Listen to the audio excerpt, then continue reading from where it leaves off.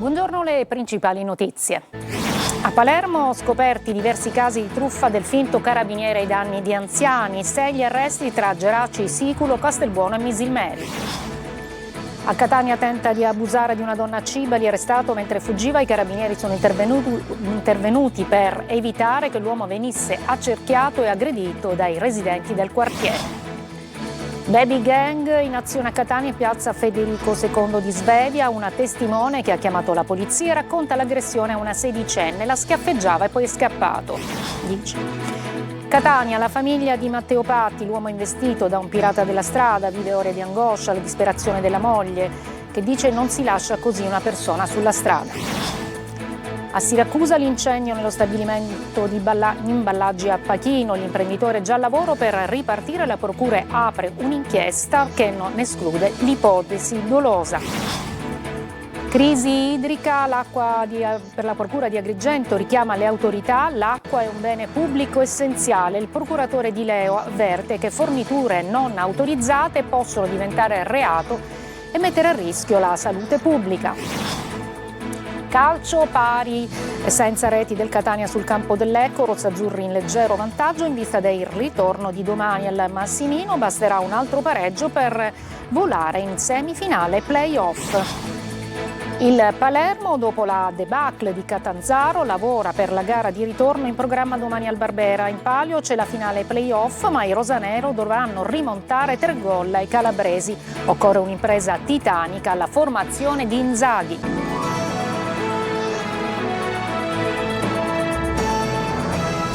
Buongiorno, eccoci, benvenute e benvenuti. Dunque a Palermo i carabinieri sono impegnati contro le truffe del finto carabiniere e hanno arrestato 6 persone tra Geraci, Siculo, Castelbuono e Misilmeri. Il modus operandi dei truffatori sempre lo stesso, il contatto telefonico degli anziani annunciando un problema giudiziario di un parente, la richiesta di denaro. In un caso però l'anziana contattata non è caduta nell'inganno e ha denunciato tutto ai carabinieri che hanno fermato i finti carabinieri. Il primo provvedimento a Catania, infatti i militari hanno arrestato ai domiciliari un 53enne accusato di truffa aggravata ai danni di un'anziana residente a Geraci, Siculo.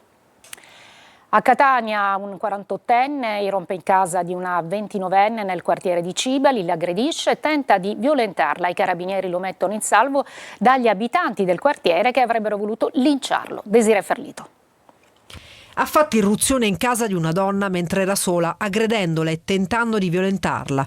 Attimi di terrore nel quartiere Cibali di Catania, dove una 29enne è riuscita a lanciare l'allarme al 112 durante l'aggressione. I carabinieri arrivati in pochi minuti nell'abitazione hanno raccolto il racconto shock della vittima e dei residenti richiamati dalle urla provenienti dalla casa. Secondo la ricostruzione degli investigatori, l'aggressore, un 48enne catanese, si sarebbe introdotto abusivamente nell'appartamento per poi aggredire la donna a sfondo sessuale, per poi fuggire dopo la chiamata della donna al 112.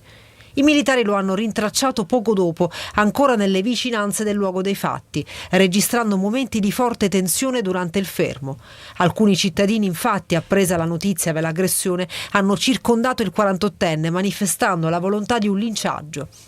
I carabinieri hanno dovuto proteggerlo dalla folla e metterlo in sicurezza prima di trasferirlo in caserma.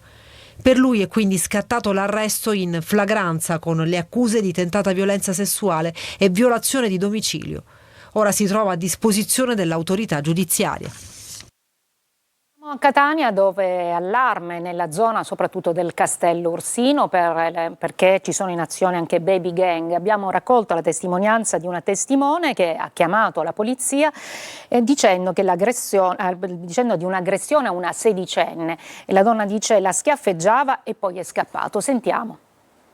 Questo ragazzo che la schiaffeggiava da lontano e poi subito se n'è scappato. Mi hanno detto dell'identikit, io ho parlato con la ragazza, ho detto ma com'era? Dimmi l'identikit, ti dice aveva capelli lunghi, all'indietro lisci. e io subito mi sono prodigata a chiamare la polizia. Stava facendo passeggiare il cane quando la signora che vedete si è trovata di fronte all'ennesimo episodio di violenza che contraddistingue la movida catanese. Teatro dell'aggressione piazza Federico II di Svevia, area pedonalizzata, liberata dalle auto ma non dal degrado. La ragazza è stata colpita con schiaffi e pugni. Dopo pochi minuti sono sopraggiunte le volanti della polizia, ma al loro arrivo i protagonisti si erano già dileguati. Si confida quindi sulle telecamere per risalire alla baby gang. Ma sono tanti gli allarmi che si levano attorno al Castello Orsino, ostaggio di irregolari di giorno e di notte, con inquietanti episodi che non lasciano dormire sonni tranquilli. In questo video un extracomunitario inveisce contro alcune ragazze sedute al bar. Ma non è finita. Ho lasciato per qualche secondo il portone di casa aperto e mi sono trovata 2 ragazze che si stavano drogando proprio sulle scale di casa mia. C'è di più e di peggio. Con un ragazzo che ha tentato di importunarmi. Fortuna è stata che c'era una persona che mi conosceva che mi ha subito in qualche modo ha cercato di distrarlo e mi ha in qualche modo evitato il peggio. Devo dire che quando vedo dei vigili urbani mi emoziono, mi commuovo, perché devo dire che purtroppo avviene molto raramente. Mi ritrovo spesso qui a passeggiare con il mio cane e non vedo una pattuglia, non vedo controlli. Lo abbiamo detto e lo ripetiamo, servono controlli ed un presidio fisso, specie nel fine settimana quando la movida sfocia in intollerabili episodi di violenza. Sono ore di angoscia per la famiglia di Matteo Patti, l'uomo investito da un pirata della strada. Abbiamo raccolto anche le testimonianze della moglie che è disperata e dice non si può lasciare così una persona proprio sulla strada. Sentiamo. Siamo vicino a lui, speriamo che lui regga. C'è una famiglia sospesa nel dolore, aggrappata a una speranza che con il passare delle ore diventa sempre più fragile. Matteo Patti è ancora ricoverato in condizioni gravissime all'ospedale Cannizzaro di Catania dopo essere stato investito da un pirata della strada di cui ancora non si conosce il volto. Lo devo dire, è un animale, perché non si lascia una persona così per la strada. Ha multiple fratture, ha fratture anche facciali, ha il midollo osseo. Ha un braccio rotto, una gamba rotta, un polso. Il problema sono gli organi.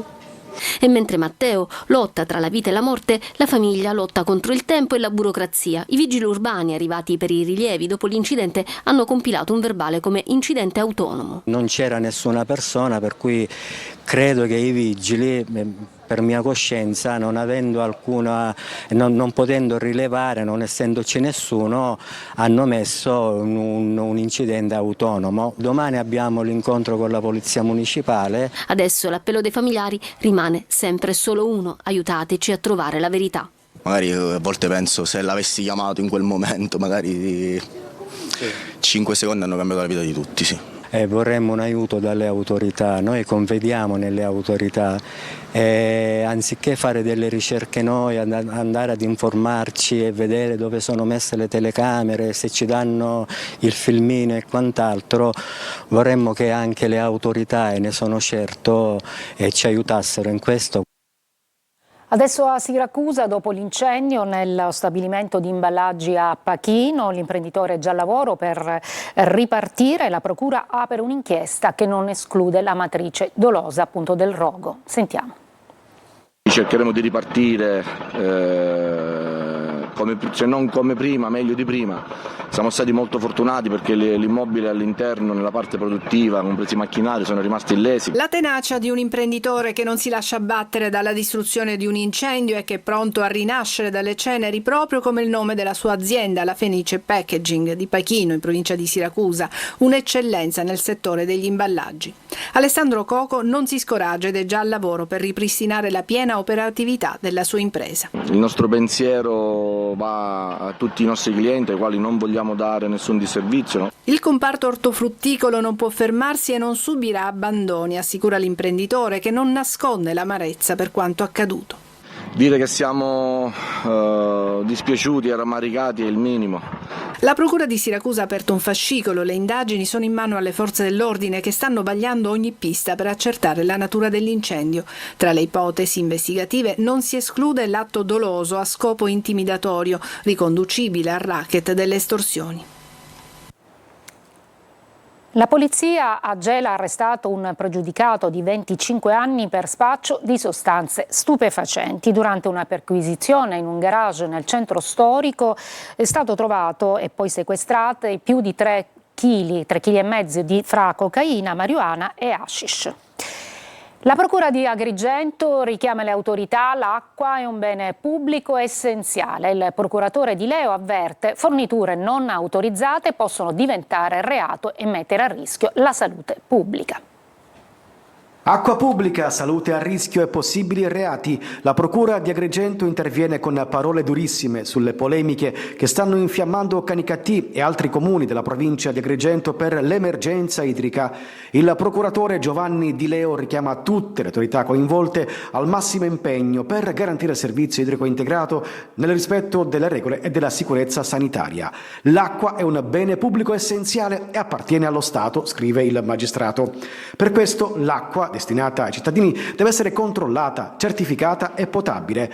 La Procura lancia anche un avvertimento preciso: ogni fornitura o distribuzione non autorizzata fuori dai canali ufficiali può configurare reati e, in caso di acqua non salubre, mettere seriamente a rischio la salute pubblica. Di Leo punta poi l'attenzione sulle situazioni urbanistiche irregolari e sugli abusi edilizi tollerati nel tempo, condizioni che, secondo il procuratore, non possono giustificare deroghe ai controlli sulla qualità dell'acqua.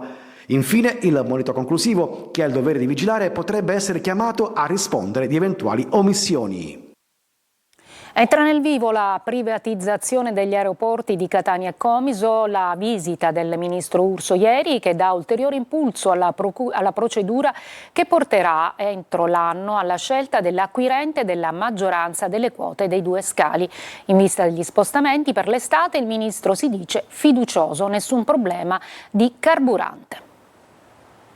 Da Abu Dhabi ai Benetton si allunga la fila dei pretendenti all'aeroporto di Catania, un affare da oltre $500 milioni per acquisire la maggioranza della società che gestisce il quinto scalo italiano con un traffico di 12 milioni di passeggeri e in continua crescita, e quello di Comiso. Con il via libera del Ministero entra nel vivo la procedura per la privatizzazione. Per il governo qual è il migliore offerente? Quello che più metterà in campo risorse e progetti per rendere questa hub aeroportuale un competitore a livello globale. Nonostante i conflitti che interferiscono con le rotte del greggio, il ministro si dice fiducioso. Riteniamo che il carburante sarà sufficiente per garantire il trasporto aereo nel nostro paese e che questo sarà per la Sicilia, per il nostro paese, un anno di crescita. Il futuro partner sarà chiamato anche a sostenere un piano infrastrutturale ambizioso, 340 milioni di euro che includono l'interramento della linea ferroviaria per permettere la costruzione di una nuova pista di volo più lunga. Il terminal Morandi sta per essere completamente demolito, quindi stiamo completando la demolizione, abbiamo già l'approvazione per tutti i nuovi progetti, quindi per la realizzazione del nuovo terminal B. Senza contare il necessario impulso alle infrastrutture della città. Ho chiesto già un appuntamento col Presidente della Regione perché si trovi un'alternativa alla tangenziale, visto che non può essere realizzata la terza corsia. Nello stesso tempo altre opere devono essere terminate qua la metropolitana. Entro giugno la manifestazione di interesse e poi la fase politica con i soci che dovranno scegliere se vendere o meno le proprie quote. La procedura dovrebbe concludersi entro l'anno. Una breve pausa, poi andremo ad Agrigento, dove hanno protestato gli ASACOM, che sono gli assistenti all'autonomia e alla comunicazione degli studenti disabili.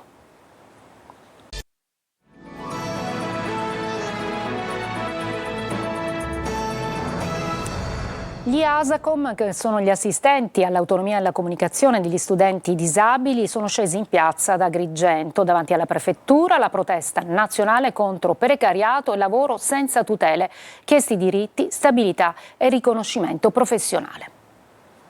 La voce degli ASACOM si alza forte da Agrigento. Assistenti all'autonomia e alla comunicazione di tutta la provincia hanno partecipato allo sciopero nazionale promosso dall'USB e dall'associazione MISAC per chiedere più tutele e continuità lavorativa. Il presidio davanti alla prefettura in piazzale Aldo Moro ha riunito decine di operatori che ogni giorno affiancano studenti con disabilità nelle scuole e nei servizi sociali.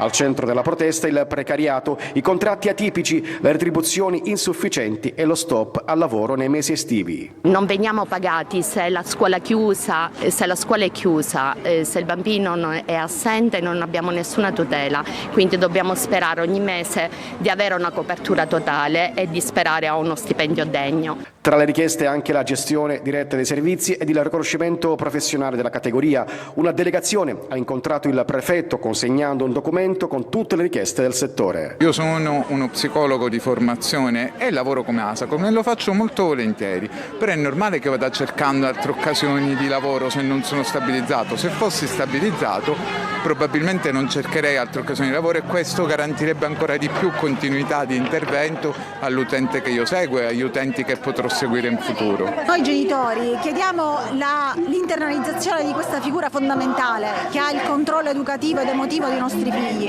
e che purtroppo è penalizzata e quindi anche i nostri figli giustamente vengono penalizzati allo stesso modo. Gli ASACOM chiedono adesso risposte concrete e maggiori garanzie per il futuro del loro lavoro.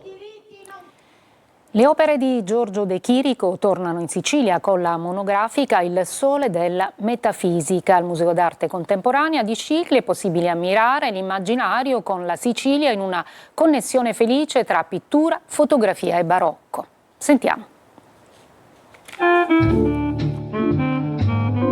Dopo oltre 20 anni, la visione enigmatica di Giorgio De Chirico torna in Sicilia. Fino al 1 novembre, infatti, il Museo d'Arte Contemporanea del Carmine di Scicli ospiterà più di 40 opere del maestro in dialogo con 16 fotografie di importanti artisti siciliani nella mostra Il sole della metafisica.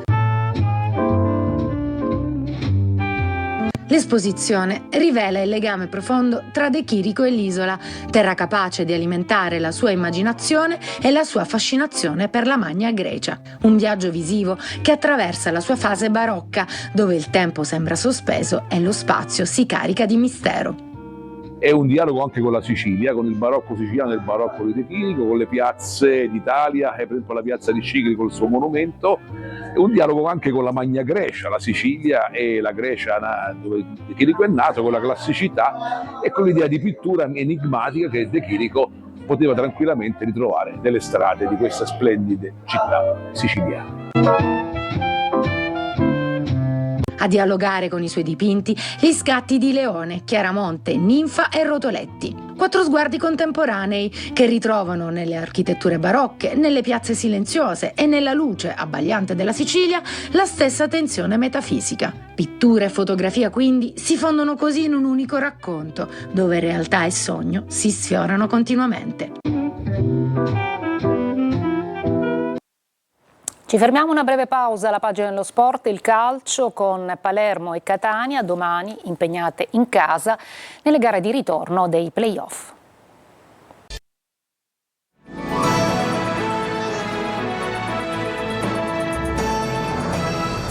Eccoci al calcio, poche emozioni a Lecco nella partita fra i bluceleste e il Catania, 0-0 il risultato finale e domani gara di ritorno al Massimino. Tutto rimandato alla partita del Massimino con l'importante postilla. Il Catania dopo lo 0-0 del Rigamonti Ceppi avrà a disposizione 2 risultati su 3. Può bastare un altro pareggio in sintesi. Il risultato non è dunque da disprezzare, anzi sulla prestazione va detto che se nel primo tempo i rossazzurri hanno almeno nella prima mezz'ora lasciato spazio al Lecco, hanno creato comunque la migliore occasione, un colpo di testa di Forte che si è stampato sulla traversa. Uno dei pochi palloni giocabili per la punta. Isolato o meno mi concentro su quello che è stata la prestazione poi di squadra. Penso che noi attaccanti viviamo anche per una palla e io devo essere bravo e farmi trovare pronto su quella palla lì. Oggi un pizzico di fortuna in più mi avrebbe aiutato, però questo non cambia perché, ripeto, per noi oggi abbiamo rimesso quello spirito che ci ha contraddistinto durante il campionato, che è stata la nostra forza, e ora dobbiamo concentrarci solo su mercoledì. Nella ripresa il Lecco ci prova ancora, ma poi cala e il Catania nel finale costruisce, prima ancora con Forte, poi con D'Ausilio. Alla fine il pari è il risultato giusto, la capacità di combattere La tenuta difensiva e quella fisica, cresciuta nel corso della partita, lasciano buoni segnali per il futuro. Ma Toscano sa che per fare strada nei playoff sarà importante incidere di più in zona gol. Ma intanto l'obiettivo si sposta a mercoledì. Ci sarà il Massimino delle grandi occasioni per spingere verso il raggiungimento del primo parziale traguardo, le semifinali. Il Palermo, dopo la debacle di Catanzaro, lavora per la gara di ritorno in programma domani al Barbera. In palio c'è la finale play-off, ma i rosanero dovranno rimontare 3 gol ai calabresi. Occorre un'impresa titanica alla formazione di Inzaghi. Le speranze sono flebili, ma nel calcio mai dire mai. Pippo Inzaghi ha fatto mea culpa, abbiamo sbagliato tutto, ha detto. Ma domani al Barbera, nella gara di ritorno contro il Catanzaro, i tifosi si aspettano un cambio netto di mentalità. Il Palermo passa in finale se vince con 3 gol di scarto. Difficile, molto difficile, ma non impossibile. I rosanero in casa hanno costruito in parte la loro classifica, una remontada in cui crede il centrocampista Segre. Dobbiamo ricaricare energie mentali, voltare pagina e dobbiamo dare tutto, dobbiamo veramente sputare sangue fino all'ultimo secondo e avremo la spinta dei nostri tifosi e dobbiamo veramente dare la vita. Sul piano dei singoli la speranza principale è legata al recupero al centro della retroguardia di Bani, la cui assenza ha pesato enormemente nella sfida in Calabria. Per ridare verve, sprint e dribbling alla manovra offensiva crescono sensibilmente le chance di vedere Rui Modesto largo a destra e Jonsen schierato dal primo minuto. Il fantasista norvegese ha realizzato il suo unico gol stagionale proprio contro il Catanzaro nella sfida di campionato giocata a Palermo. La vera e propria svolta strategica potrebbe però riguardare il modulo. Inzaghi sta valutando seriamente di accantonare il consueto 3-4-2-1 per tentare la carta dell'all-in con un 4-2-3-1. Domani al Barbera oltre 28.000 spettatori. Inzaghi spera nell'effetto Bolgia per dare una spinta concreta alla squadra. Prima di chiudere ancora una notizia di cronaca, a Palermo ancora un'aggressione e una rissa in via Macheda. 2 uomini al culmine di una lite hanno iniziato a colpirsi violentemente. La scena ha scatenato paura tra i residenti che hanno chiesto l'intervento della polizia. L'episodio ha riacceso la rabbia dei comitati spontanei di quartiere che da tempo denunciano lo stato di totale abbandono proprio della zona pedonale appunto di via Macheda. Era l'ultima notizia di questa edizione, vi ricordo la prossima alle 14, grazie per l'ascolto e buona giornata.